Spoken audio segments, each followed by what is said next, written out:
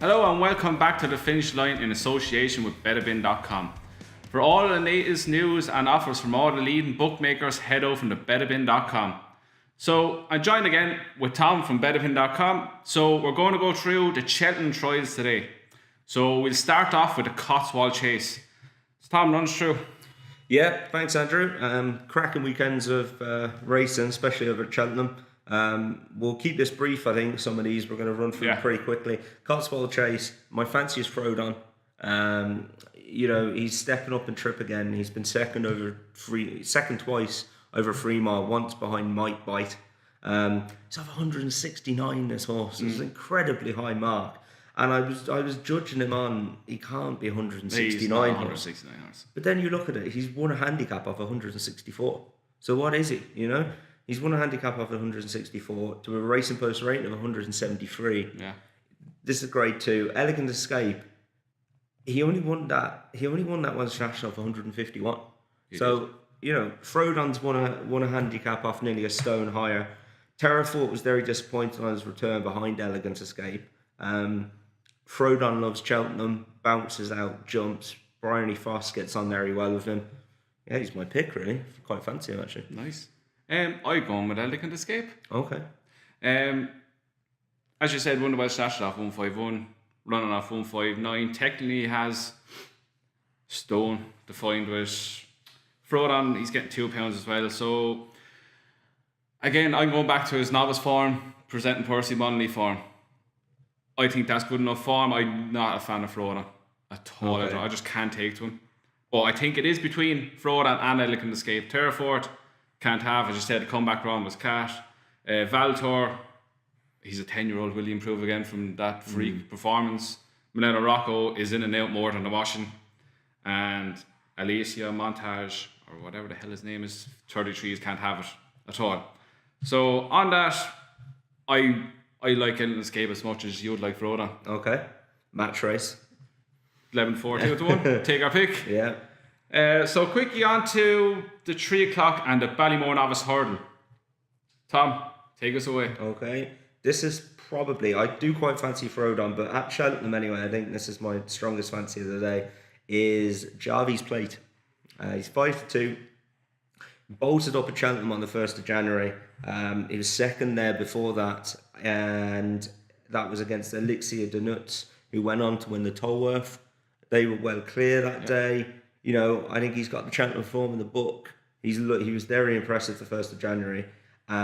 Birchdale is the other one. He's only won a maiden hurdle. Yeah. He's very well fancied. He was touted, I think, for the Tolworth as well. But he obviously goes well at home, that horse. They really seem to like him. Look, Birchdale could come out and blow them away. It could be anything. Brewing Up a Storm brings the champ form to the table. That could be interesting to see how he goes. He was 4th behind him the last day. But no, Jarveys Plate, course and distance form. He was second behind a grade 1, subsequent grade 1 winner. He'd do for me 5-2. I'm jumping on the bandwagon. Oh, he's got both for us on his back. I have exactly the same what you've done. 1 3/4 lengths behind Elixir the Nuts, whatever you want to call him. Went on to win the Tolworth.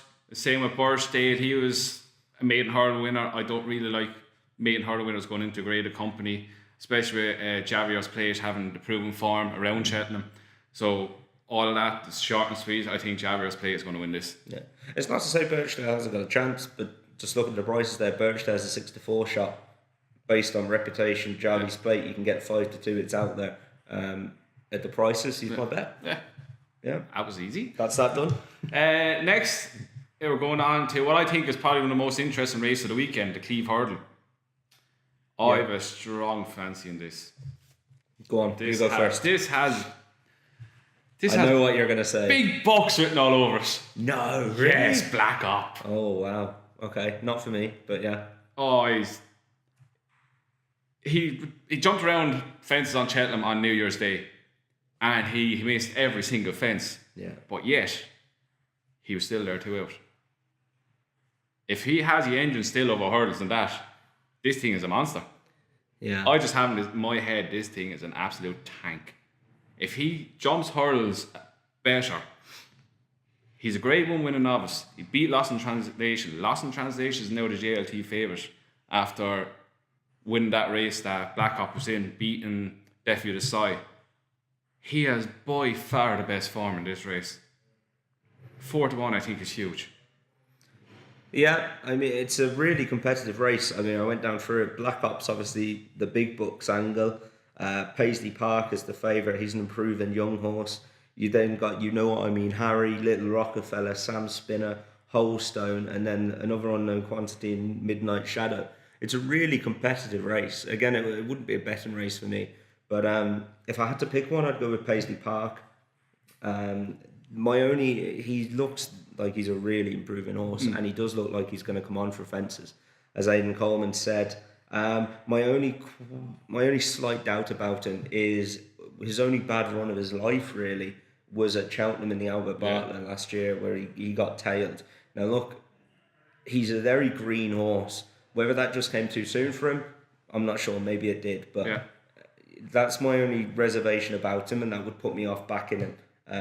Holstone was third in the Stayers last year. He'd have a chance. Midnight Shadows looked a really nice horse. He goes up in trip for the first time.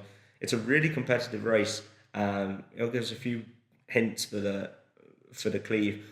I think the two in it are Black Op and Paisley Park, who could be potential Grade 1 superstars, but over hurdles. But yeah, I couldn't have a bet in the race, but my pick would be Paisley Park. Oh, I'll have a bet. It'll be on Black Op. Oh, I love this You're fella. for Black Op.